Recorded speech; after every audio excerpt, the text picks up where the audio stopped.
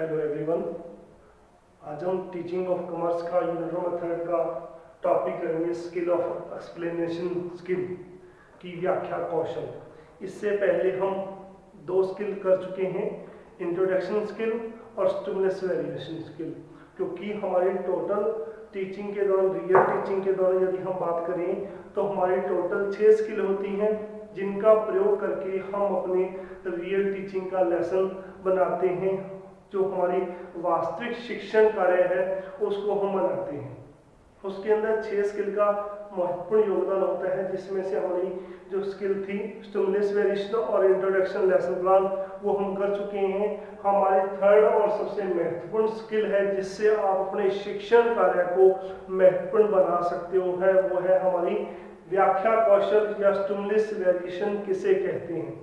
या stimulus variation के दौरान हमने वो की थी कि एक्सप्लेनिंग स्किल हमारी क्या होती है, व्याख्या कौशल हमारी क्या होती है। क्योंकि जब भी हम इसका यदि हम मीनिंग देखें कि एक्सप्लेनेशन स्किल व्याख्या कौशल किसे कहते हैं, कि शिक्षक के द्वारा अपने टॉपिक को इंट्रोड्यूस करवाने के बाद, हमने पहली स्किल की थी इंट्रोडक्शन लेसन प्लान, कि जिसके अंदर शिक्षक जो टॉपिक पढ़ाना चाहता है उसको इंट्रोड्यूस करवाता है। उसके लिए वो पीके टेस्टिंग भी की जाती है, आपका प्रीवियस नॉलेज को जानने की कोशिश की जाती है।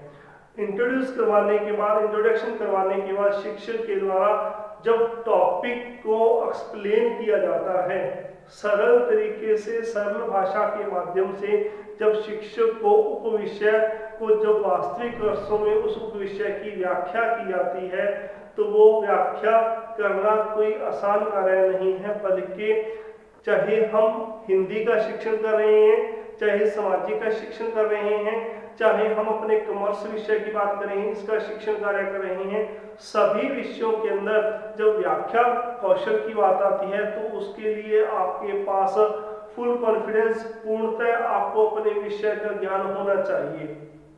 तो इसलिए उपविषय के दौरान जो चीज आप आसान तरीके के साथ सरल भाषा के माध्यम से बच्चों तक पहुंचाने की, प्रस्तुत करने की जब कोशिश करते हो उपविषय को, तो वो हमारा क्या कहलाता है, व्याख्या कौशल, एक्सप्लेनिंग स्किल कहलाता है। क्योंकि एक्सप्लेनिंग स्किल के दौरान टीचर को इस बात का महत्वपूर्ण ध्यान रखना होता है कि जिन शब्दों का आप प्रयोग कर रहे हो, जो उपविषय आप पढ़ाना चाहते हो, वो बच्चों के सामने आसान तरीके के साथ सरल भाषा में बच्चों के सामने आप प्रस्तुत करते हो, तो वो हमारी एक प्रकार की व्याख्या कौशल कहता है। कहने का अभिप्राय यही है कि व्याख्या कौशल हमारे शिक्षण कार्य का एक केंद्र बिंदु माना जाता है। क्योंकि आप आसानी के साथ किसी भी टीचर के द्वारा टॉपिक की इंट्रोडक्शन करवा दी जाती है। टॉपिक की इंट्रोडक्शन करवा देने के बाद क्या होता है कि आप पीके टेस्टिंग कर लेते हो, क्वेश्चनिंग कर लेते हो, क्वेश्चनिंग स्किल भी इसका एक पार्ट है। क्वेश्चनिंग स्किल भी आपने करवा दी। इसके बाद आपका महत्वपूर्ण जो पार्ट होता है वो होता है बीच का पार्ट, जिसे हम एक्सप्लेनिंग स्किल कहते हैं। क्योंकि इसके साथ, आपके एक्सप्लेनिंग स्किल के साथ जो स्किल जुड़ी हुई है वो क्या है, वो हमारी एक प्रकार की एक्सप्लेनिंग विद एग्जांपल है, कि जो टॉपिक आप एक्सप्लेन कर रहे हो उसके साथ जुड़ा हुआ उदाहरण कैसे प्रस्तुत करोगे। इसके साथ हमने स्टिमुलस वेरिएशन भी कर ली। स्टिमुलस वेरिएशन के दौरान, उद्दीपन कौशल के दौरान टीचर को अपने जेस्चर, हाव भाव प्रदर्शित करने होते हैं, वो भी आप कर सकते हो। लास्ट आपकी रीइंफोर्समेंट, कि आपकी रीइंफोर्समेंट के अंतर्गत है कि आप बच्चे को उसके दिए गए आंसर पर कमेंट करके वांछनीय व्यवहार के अंतर्गत शाबाश, वेरी गुड आदि शब्दों का प्रयोग करते हो। यदि बच्चा आंसर नहीं देता तो उसको कहते हैं कि आप पढ़ नहीं सकते, आप क्लास से बाहर चले जाइए।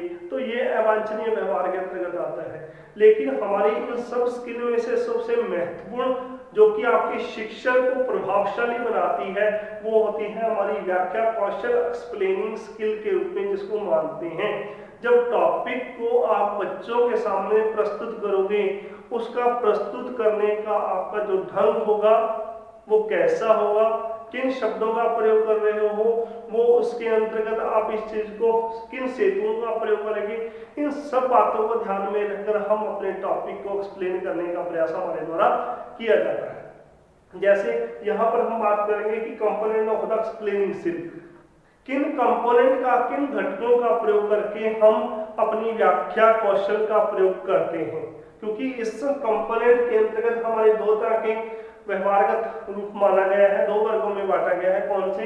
एक तो वांछनीय रूप से और एक अवांछनीय रूप से। सबसे पहले हम बात करते हैं कि हमारे वांछनीय व्यवहार के अंतर्गत किन कंपोनेंट का प्रयोग किया गया है, जिसके अंतर्गत हम अपनी व्याख्या कौशल को महत्वपूर्ण ढंग से शिक्षण कार्य के अंतर्गत प्रयोग कर सके।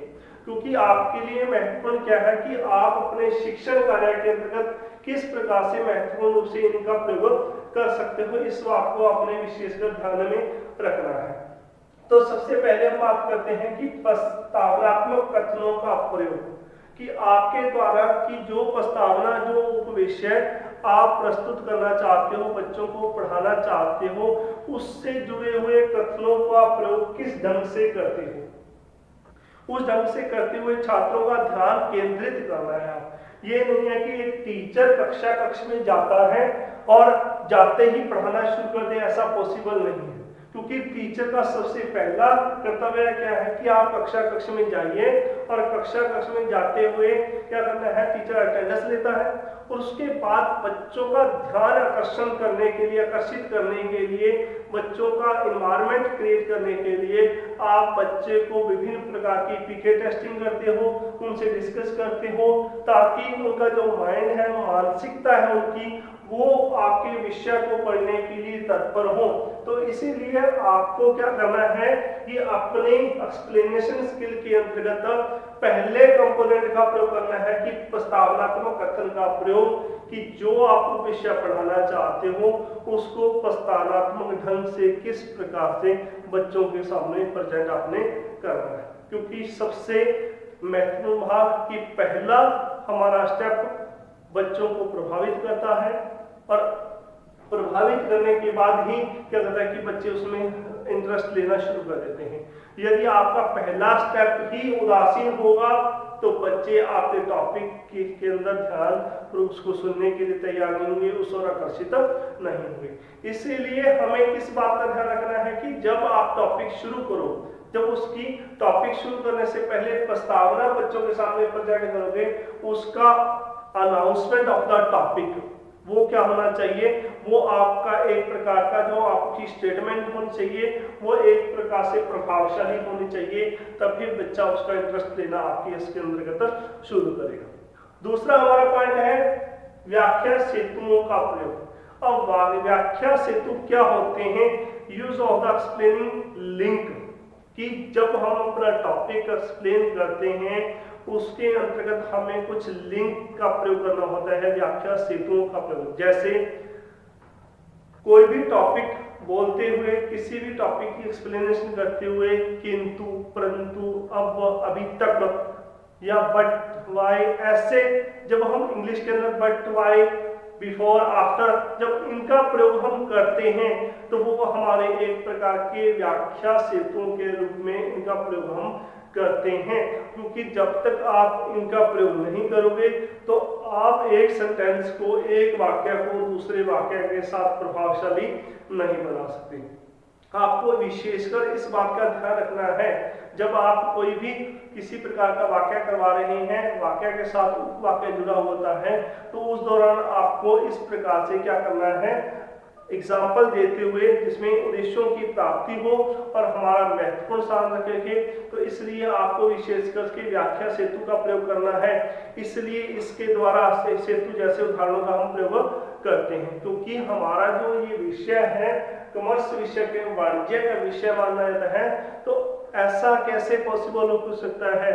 जब आपकी हम मार्केट की बात करते हैं तो मार्केट के अंदर कहते हैं कि ऐसा कैसे हो सकता है, क्यों? इसलिए इसके अंतर्गत कि मार्केट का रेट अप हो जाना, मार्केट का रेट डाउन हो जाना, ऐसे कैसे हो सकता है? इसलिए आदि सेतुओं का हम प्रयोग करते हैं ताकि हम इस टॉपिक के अंतर्गत, जो आपकी व्याख्या के अंतर्गत हम व्याख्या सेतुओं की बात करते हैं, तो इसके अंतर्गत आपको विशेष रूप से इस बात का ध्यान रखना है।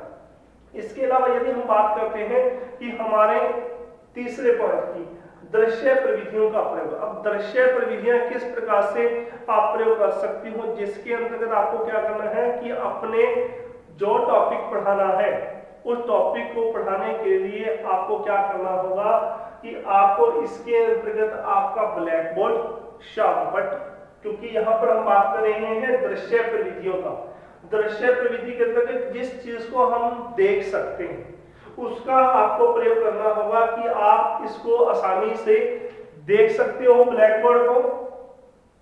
आप ब्लैक बोर्ड के साथ जब भी चार्ट का प्रयोग करते हो आप चार्ट को देख सकते हो, क्योंकि एक्सप्लेन करते हुए आपको कई बार टीचिंग मटेरियल की भी जरूरत पड़ती है, जिसमें मैंने अभी बताया था थोड़ी देर पहले कि आपको एक्सप्लेनिंग स्किल के अंतर्गत आपको एक्सप्लेनिंग विद एग्जांपल का भी हम प्रयोग करते हैं, तो वो हमारी नेक्स्ट स्किल के अंतर्गत उसका एक्सप्लेनेशन किया जाता है। लेकिन उसके अंतर्गत आपको क्या करना है कि दृश्य प्रविधि की इस प्रकार की विधि का प्रयोग करना है जिसके अंतर्गत आपका चार्ट भी प्रयोग हो जाए, आपका शार्पट भी प्रयोग हो जाए, या आपका मॉडल प्रयोग हो जाए, किसी भी प्रकार का जिसको आप बच्चों को दिखा सकते हो, ऐसा आपके लिए जरूरी माना जाता है। इसके अलावा हमारा दृश्य प्रविधि की वांछनीय बिंदुओं का समावेश, कि हमारे वांछनीय बिंदु का समावेश किस प्रकार से अनुदेशनात्मक उद्देश्यों की प्राप्ति हो, जैसे किसी भी बिंदु से संबंधित कोई भी अवधारणा है, इसके अलावा अधिनियम है, किसी भी प्रकार का आपके अनुदेशनात्मक उद्देश्य है, इन सभी वांछनीय बिंदु का समावेश होना चाहिए। क्योंकि जो आप टॉपिक पढ़ाते हो, टॉपिक पढ़ाते हुए हम ये बात को ध्यान में रखते हैं कि जिस उद्देश्य के लिए हम टॉपिक पढ़ा रहे हैं, जिस अवधारणा को हम बच्चों को समझाना चाहते हैं, उस विषय वस्तु की अवधारणा का आपके विषय के अंतर्गत समावेश हो जाना चाहिए। क्योंकि यदि इनका समावेश नहीं होगा तो उसके अंतर्गत हम अपने टॉपिक को सरल तरीके से नहीं एक्सप्लेन कर सकते। तो इसलिए हमें विशेष बात को ध्यान में रखना है कि आपके इस विषय वांछनीय बिंदु का जब हम समावेश करेंगे तभी जाकर हम क्या कर सकते हैं, अपने शिक्षण कार्य को प्रभावशाली बना सकते हैं। क्योंकि हर स्किल के अंदर 5 से लेकर 7 या 8 कंपोनेंट आते हैं और हर एक कंपोनेंट को आपको 5 से 7 मिनट रूप से उसको व्यवहार में लाना है। क्योंकि व्यवहार में लाते हुए हम अपने कंपोनेंट का कुछ रेटिंग स्केल रखते हैं 1 2 3। आप फर्स्ट टाइम अपने लेक्चर में गए, अपने स्किल के बारे में बताया, आप टॉपिक को एक्सप्लेन करना चाहते हो, फर्स्ट टाइम जब आप माइक्रो टीचिंग जाते हो तो आपका रेटिंग स्केल 1 आता है। क्यों? क्योंकि आप इन कंपोनेंट का पूर्ण रूप से प्रयोग नहीं करते। लेकिन जब आपने रीटीच किया, क्योंकि इसके अंतर्गत मैं सर्कल बता दूं, क्योंकि ये हमारा एक प्रकार का चक्कर चलता रहता है। जिस प्रकार से आपने टीच किया, आपको फीडबैक मिलना, आपको फीडबैक के बाद आपने री प्लान किया, आप दोबारा से अपना लेसन प्लान तैयार करते हो, उसके बाद आपने फिर रीटीच किया, आप रीटीच करते हो, रीटीच करने के बाद आपको फिर री फीडबैक मिलती है। तो इस प्रकार से ये सर्कल तब तक चलता रहता है जब तक आपका जो रेटिंग स्केल है वो 3 आपको प्राप्त नहीं हो जाता, तब तक आपकी ये चक्कर आपका चलता रहता है। तो इसलिए माइक्रो टीचिंग के अंदर ये 6 प्रकार की जो स्किल है उसका प्रयोग करके आपके वास्तविक शिक्षण को प्रभावशाली बनाने का प्रयास किया जाता है। तो इसके अंतर्गत माना जाता है कि आपकी वांछनीय बिंदुओं का प्रयोग करना आपके लिए अत्यंत जरूरी है। नेक्स्ट पॉइंट हमारा रुचिकर, कि हम अपने टॉपिक को रुचिपूर्ण कैसे बना सकते हैं, कि आपका जो भी टॉपिक हो वो इंटरेस्टिंग होना चाहिए। क्योंकि यदि आपका टॉपिक, आपका उपविषय इंटरेस्टिंग नहीं है तो आप अपने शिक्षण को प्रभावशाली इफेक्टिव नहीं बना सकते। इसके अंतर्गत आपको किस बात का ध्यान रखना है, आपको इस आधार पर ये बात ध्यान में रखनी है कि आप जो टॉपिक पढ़ाओगे उसको मौलिक और इंटरेस्टिंग कैसे बना रहा है। डिपेंड ऑन टीचर के ऊपर डिपेंड करता है कि वो अपने टॉपिक को इंटरेस्टिंग बनाना चाहता है, उसके लिए वो किस मेथड का प्रयोग करे, बच्चों का ध्यान कैसे आकर्षित करें। इस बात का विशेष रूप से टीचर को ध्यान रखना है कि हम अपने टॉपिक को रुचिपूर्ण बनाएं, ताकि आसानी के साथ बच्चों के सामने उसको हम प्रेजेंट करने का हमारे द्वारा प्रयास होना चाहिए। क्योंकि यदि आपने बच्चों की रुचि को क्रिएट नहीं किया तो बच्चे उसे आसानी के साथ नहीं समझ पाएंगे, और यदि उसको समझ नहीं आएगा बच्चे को, विद्यार्थी को, तो आप अपने शिक्षण को सक्सेसफुल नहीं कर सकते। तो इसीलिए टीचिंग के दौरान हमारी इन स्किल का प्रयोग करने का उद्देश्य यही होता है कि हम अपने शिक्षण कार्य को बच्चों के सामने जब प्रस्तुत करते हैं तो प्रभावशाली ढंग से प्रस्तुत किए जाए, ताकि बच्चे उसके अंदर इंटरेस्ट लेना शुरू कर दें और आसानी के साथ हम अपना जो टॉपिक है वो प्रेजेंट करने का प्रयास कर सकते हैं। इसके अलावा हमारा छठा पॉइंट है तकनीकी शब्दों का परिभाषित करना। तकनीकी शब्दों का प्रभावपूर्ण से प्रयोग कैसे किया जाता है कि जिसके अंतर्गत हम बोलते हैं, जैसे इसके अंतर्गत बोला हमने बीमा, प्रबंधन या प्रबंधकारी। अब बच्चों के लेवल के अनुसार बच्चों ने ये शब्द नहीं सुना, प्रबंधकारी या वाणिज्य, ऐसे जैसे आगमन, अधिगम, इन शब्दों का बच्चों ने प्रयोग नहीं सीखा, या टेक्निकल किसी प्रकार के आप शब्दों का प्रयोग करते हो तो बच्चों को इनको सरल भाषा में सरल तरीके से बताने का प्रयास होना चाहिए। क्योंकि जब आप इस स्किल के अंदर कंपोनेंट का प्रयोग करोगे तो वो हमारे कंपोनेंट हमारे शिक्षण को प्रभावशाली करने में हमारी सहायक सिद्ध होते हैं, क्योंकि इनके द्वारा, क्योंकि जो चीजें इसके अंतर्गत हमें सिखाई जाएंगी, हम उन कंपोनेंट का प्रयोग करेंगे, तभी जाकर हमारी जो वास्तविक शिक्षण है वो प्रभावशाली बनेगा। तो विशेष रूप से हमें इस बात को ध्यान रखना है कि जो हमने तकनीकी शब्द प्रयोग किए अपने एक्सप्लेन करते हुए टॉपिक को, तो उसके अंतर्गत हमें आसान तरीके से बच्चों के सामने इस शब्दों को बताने का प्रयास करना है। इसके अलावा कहता है कि छात्रों के बोध की जांच करना। अब छात्रों के बोध की जांच कैसे, मैंने आपको कई बार दिन पहले लेक्चर निश्चित किया था कि हर टीचर के द्वारा किसी भी विषय को लेकर ज्ञान, नॉलेज, आपको टीचर पढ़ा रहा है, वो उस विषय से संबंधित आपको ज्ञान दे रहा है। दूसरा कर्तव्य किसका, विद्यार्थी का, विद्यार्थी उसे बोध कर रहा है। ये टीचर का कार्य है, ये विद्यार्थी का कार्य है। टीचर अपनी ड्यूटी कर रहा है कि वो आपको पढ़ा रहा है, और बच्चे ने अपनी ड्यूटी करनी है। अब आपको कैसे पता चलेगा टीचर को कि आपके द्वारा जो पढ़ाया गया था वो बच्चों को समझ में आया या नहीं आया, बच्चों ने समझा या नहीं समझा? उसके लिए आपको क्या करना होगा कि छात्र के बोध की जांच करना। शब्द यहाँ पर प्रयोग आप कर रहे हैं कि जांच करना।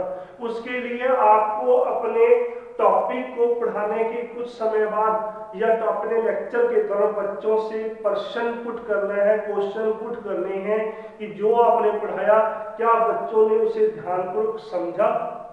यदि तो बच्चों ने ध्यानपूर्वक समझा, बच्चों का मानसिक स्तर के अनुसार बच्चों का ध्यान कक्ष में था, तो आप बच्चों को आसानी के साथ उनकी जांच कर सकते हो, बच्चों से प्रश्न पूछोगे और बच्चे उसी समय उसका आंसर भी आपको रिप्लाई करेंगे। लेकिन यदि जिन बच्चों ने ध्यानपूर्वक उसको नहीं सुना तो वो आपको आंसर नहीं दे पाएंगे। तो कितना बच्चों को समझ में आया वो आप अपने प्रश्नों के माध्यम से ही जान सकते हो। जब बच्चों का आप जानोगे कि जो प्रश्न आप अपने टॉपिक से रिलेटेड पूछ रही हो तो वो क्या बच्चे उसका आंसर दे रहे हैं या नहीं दे रहे। इसके अलावा हमारा लास्ट पॉइंट है कि निष्कर्ष कथनों का प्रयोग, कि एंड मूवमेंट के अंदर जो टॉपिक आपने पढ़ाया उस टॉपिक को आप निष्कर्ष रूप में कैसे प्रस्तुत करोगे, इस बात को आपको विशेष रूप से ध्यान में रखना है। कि आज हमने अपने इस विषय के अंतर्गत, वाणिज्य या कॉमर्स विषय के अंतर्गत हमने मार्केट टॉपिक के बारे में डिस्कस किया। क्या मार्केट क्या है, मार्केट कैसे होती है, मार्केट के ऑब्जेक्टिव्स, उद्देश्य क्या है स्थापित करने के, उसके बारे में हमने डिस्कस किया। तो इस प्रकार से आप एंड मोमेंट में कंक्लूजिंग वर्डिंग का प्रयोग करोगे, जिसके माध्यम से हम अपने टॉपिक को समाप्त करने का प्रयास करते हैं, जो कि हमारी एक्सप्लेनेशन स्किल के अंतर्गत हम इस चीज को नोट करते हैं। क्योंकि जब तक आप एक्सप्लेनिंग स्किल के अंतर्गत कंक्लूजन नहीं करोगे तब तक आप निष्कर्ष रूप से उसे कैसे बता पाओगे निष्कर्ष के अंतर्गत कि हमने जो टॉपिक आज किया, तो वो कंक्लूजन के रूप में हम बताते हैं कि आज हमारे जो टॉपिक पढ़ा था वो उसका उद्देश्य क्या था, वो किसके अंतर्गत उसका महत्व माना था, तो ये वांछनीय व्यवहार के अंतर्गत आता है। लेकिन इसके अलावा भी हम बात हमने बताया था शुरू के अंदर कि हमारे कंपोनेंट को दो वर्गों के अंतर्गत बांटा गया है।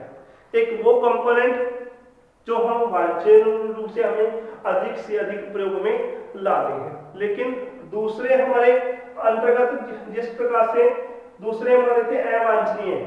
अवांछनीय के अंतर्गत हमें इस बात का ध्यान रखना होता है कि जिनका प्रयोग हम कम से कम करें ताकि हमारे द्वारा जो शब्दावली का प्रयोग हो रहा है वो बच्चों के समझ के अंतर्गत आए। अवांछनीय किस प्रकार से, क्योंकि इस बात को हमने विशेष रूप से ध्यान में रखना है, ये इतने महत्वपूर्ण नहीं है जितने कि हमारे वांछनीय व्यवहार के अंतर्गत हमने किया, क्योंकि ये दूसरे के अंतर्गत आता है। पहला हमने किया वांछनीय व्यवहार और दूसरा अवांछनीय। लेकिन हमारे लिए महत्वपूर्ण कंपोनेंट कौन से हैं कि अधिक से अधिक हमें वांछनीय कंपोनेंट का प्रयोग करना है। इसलिए हमें विशेष रूप से हम ध्यान रखते हैं कि असंबंधित कथनों का प्रयोग सबसे पहले हमें जो अवांछनीय व्यवहार के अंतर्गत आता है उसमें हमें असंबंधित जो हमारे टॉपिक से संबंधित कथन नहीं है उस बात को ध्यान रखना है कि हमें अपना टॉपिक एक्सप्लेन करते हुए उन कथनों का प्रयोग ना करें जो हमारे उप विषय से संबंधित नहीं है। यदि हम उन विषयों टॉपिकों के अंतर्गत उन शब्दों का और कथनों का प्रयोग करना शुरू कर देंगे जिनका संबंध नहीं है, तो हमारे जो टॉपिक का है उसकी जो सार्थकता है वो समाप्त हो जाएगी। इसलिए हमें संबंधित कथनों का प्रयोग नहीं करना।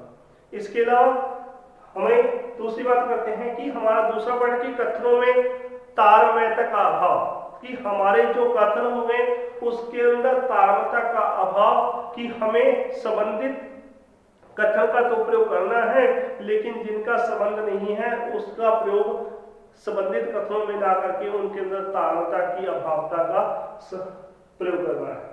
क्योंकि जब हम तारतम्यता का प्रयोग करेंगे किस प्रकार से, कि जिस प्रकार से हम कोई भी सॉन्ग है उसका म्यूजिक जब तक नहीं दिया जाता तब तक सॉन्ग को हम प्रॉपर वे से नहीं गा सकते। उसी तरह यदि तो आपके व्यवहार के अंतर्गत वांछनीय कथनों का प्रयोग हो रहा है अच्छा है, लेकिन जिन कथनों का प्रयोग तारतम्य रूप से नहीं होता तो उनका भाव हम उसके अंतर्गत देखते हैं। इसके अलावा भाषा में प्रवाह की कमी, कि वांछनीय कथन तो हम प्रयोग करते ही करते हैं लेकिन अवांछनीय के अंतर्गत हमारी भाषा के अंदर जो प्रवाह की कमी आती है उस बात का ध्यान रखना है। ऐसे कथनों का प्रयोग नहीं करना। भाषा के प्रवाह में कमी, कि आप कोई सेंटेंस कोई वाक्य बोल रहे हो और वाक्य बोलने से पहले आप क्या करते हो कि आपने अधूरा वाक्य छोड़ दिया, अधूरा सेंटेंस बोल दिया। उस बात को आपको विशेष रूप से ध्यान में रखना है। वो कैसे, कि जिसके अंतर्गत हम बोलते हैं कि वो अधूरा वाक्य यदि शिक्षक बोलते हुए रुक जाए और रुकने के बाद 2 मिनट बाद किसी नए सेंटेंस को शुरू कर दे, इट मीन्स हमारी भाषा के प्रवाह के अंदर कमी आ जाती है। इसके अलावा 4th पॉइंट, अस्पष्ट शब्दों व मुहावरों का प्रयोग, कि हमारे व्याख्या कौशल के अंतर्गत अस्पष्ट शब्दों का प्रयोग मत करना, यदि करना है तो मुहावरों का सार्थकता के साथ सही समय के दौरान मुहावरों का प्रयोग करना चाहिए, लेकिन अस्पष्ट शब्दों का प्रयोग से बचना चाहिए ताकि हमारा जो शिक्षण कार्य है वो प्रभावशाली बन सकता हो। इसके अलावा अनुचित शब्दावली का प्रयोग, कि हमारे इस अवांछनीय व्यवहार के अंतर्गत अनुचित शब्दावली का, हमें अनुचित भाषा का प्रयोग नहीं करना। एक्सप्लेनिंग के अंतर्गत हमारा शिक्षण तभी प्रभावशाली बन पाएगा यदि हम उचित शब्दावली का सरल भाषा का प्रयोग करेंगे, तभी जाकर हमारा क्या कर सकता है कि हम अपने शिक्षण को प्रभावशाली बना सकते हैं। तो इसलिए ये 2 तरह के हमारे कंपोनेंट हैं, वांछनीय और अवांछनीय। वांछनीय का हम कंपोनेंट का ज्यादातर प्रयोग करते हैं और ये 8 कंपोनेंट हैं जिनका हम अपने इस एक्सप्लेनिंग स्किल के अंतर्गत प्रयोग करते हैं और अपने शिक्षण को प्रभावशाली बनाते हैं। तो कम से कम हमारी प्रयास ये रहता है कि हम अवांछनीय व्यवहार के अंतर्गत आने वाले कंपोनेंट का घटकों का प्रयोग ना करें। ओके, तो ये थी आपकी स्किल ऑफ एक्सप्लेनिंग, व्याख्या कौशल क्या है और उसके कंपोनेंट।